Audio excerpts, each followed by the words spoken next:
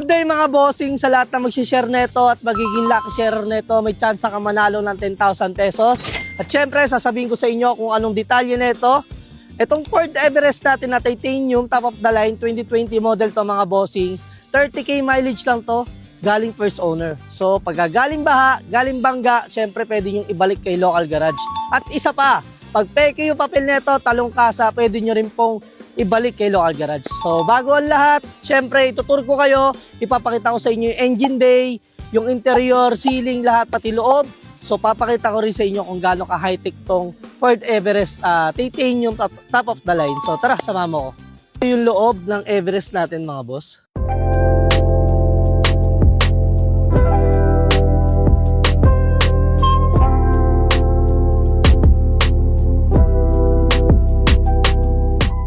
Lahat mga bossing, papakita ko sa inyo kung gaano ka high-tech si Ford Titanium. Ayan.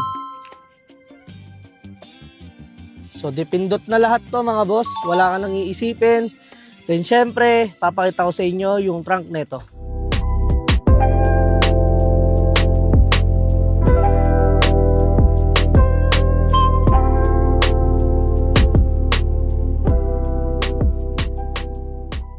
Diba? Nakita nyo kung gaano ka high-tech si Ford Titanium.